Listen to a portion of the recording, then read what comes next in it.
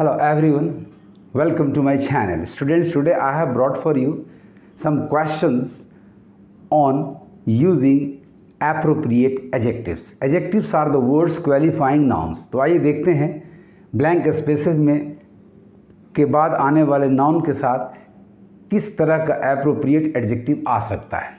तो question number 1 है we arrived at a dash conclusion. Conclusion कैसा होना चाहिए? तो ऐसा होना चाहिए जिसमें किसी को आपत्ति ना हो, जो बिल्कुल सुरक्षित हो, अर्थात गुड या सेफ दोनों में से एप्रोप्रिएट आपका सेफ जा रहा है। तो यहाँ ब्लैंक स्पेस में हमारा एडजेक्टिव हो जाएगा safe. We arrived at a safe conclusion.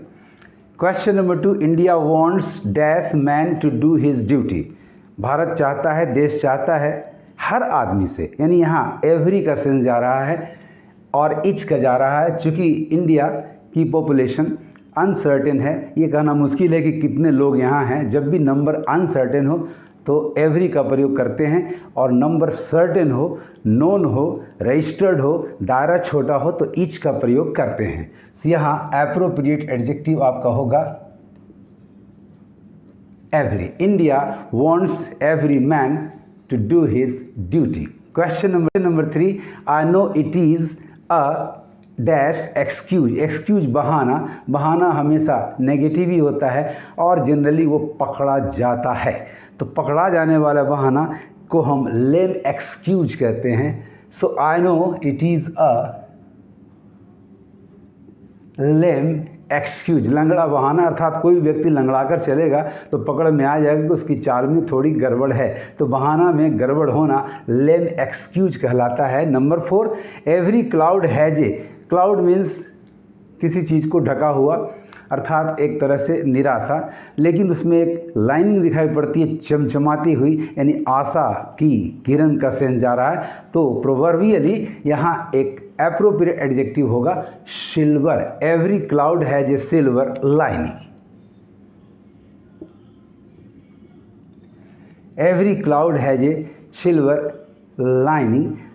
हर निराशा में एक आशा की किरण होती है। नंबर 5 में देखिए हैबिट शुड बी अवॉइडेड। भाई कैसे हैबिट्स को अवॉइड करेंगे हम, गुड को या बैड को? जाहिर है, स्पष्ट है कि हम बैड हैबिट्स ही अवॉइड करेंगे। तो आपके क्वेश्चन नंबर 5 में एप्रोप्रिएट एडजेक्टिव हो गया bad. Bad habits should be avoided. आइए क्वेश्चन नंबर 6 पर आते हैं। The dash bird catches the worm. कौन सा पक्षी वर्म को पकड़ पाएगा, मिल पाएगा उसे?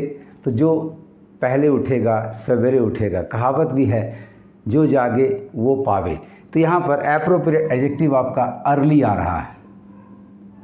The early bird catches the worm. Number 7 the injured man wants dash advice. एक घायल व्यक्ति को कैसा एडवाइस चाहिए? तो जाहिर है कि इलाज करने वाला, चिकित्सा वाला एडवाइस चाहिए, medical advice.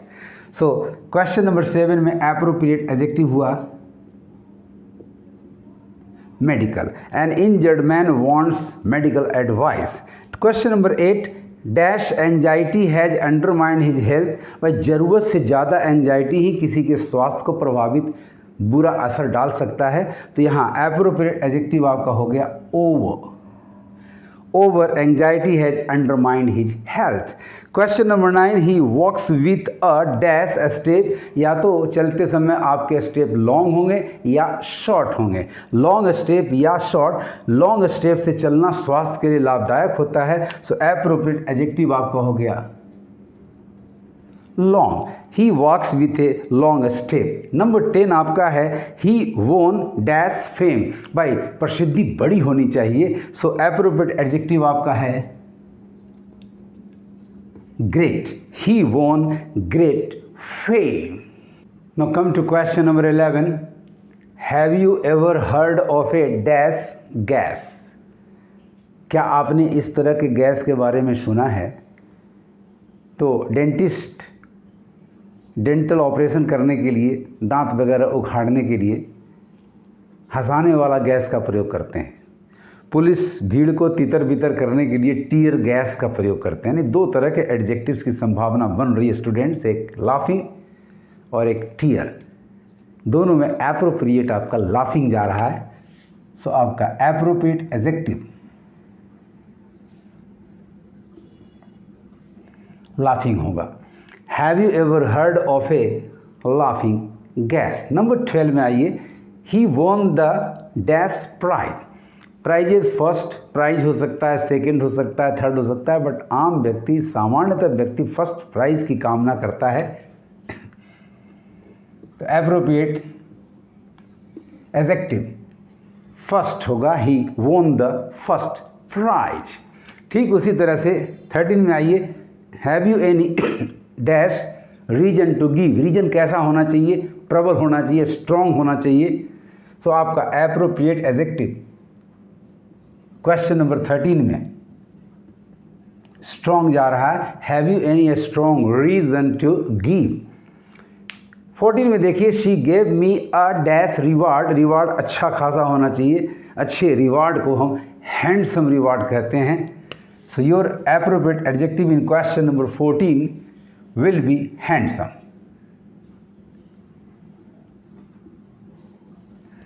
She gave me a handsome reward. Question number 15, don't speak a lie. ऐसा झूठ जो पकड़ा जाए, सफ़ेद झूठ कहते हैं इसे हिंदी में हम लोग। So the appropriate adjective here will be white. Don't speak a white lie. Number 16, my reading is of a बड़ी विशाल का सेंस जा रहा है, of a vast range. The appropriate adjective here will be vast. My reading is of a vast range. Number 17, and dash man is half dash. भाई कैसा आदमी आधा होगा और क्या आधा होगा? जाहिर है कि यदि आदमी गुस्से में है तो लगभग वो पागल पूरा नहीं तो आधा पागल जरूर होगा। So an angry man is half mad. An angry man is half mad. Number 18, I have no dash cash ready. जो तुरंत आपने कहा और मैंने निकाल कर दिया, ऐसे रेडी कैश को हम हार्ड कैश कहते हैं। I have no hard cash. And number 19, have a blank space luck. आप किसी के लिए भी कामना करेंगे, विश करेंगे तो गुड लक ही बोलेंगे, बैड लक बोलेंगे नहीं। सो आपका एप्रोप्रिएट एडजेक्टिव हो गया good, have a good luck. And number 20, the patient is. Patient के तबीयत, उसके हालत की बात होगी। The patient is well. The patient is well. यहाँ क्रिटिकल भी हो सकता है बैड के सेंस में, लेकिन हम पॉजिटिवली सोचें तो मरीज अच्छा है, उसकी हालत अच्छी है। The patient is well. इस तरह से आप नाउन को, सेंटेंस को ध्यान से पढ़ें, उसके नाउन को ध्यान से देखें और सही सही एडजेक्टिव को पकड़ने की चेष्टा करें। इसके लिए स्टूडेंट्स आपके पास word power particularly regarding adjectives बहुत ही प्रबल होना चाहिए। आज इतना ही। Best of luck. Thank you for watching.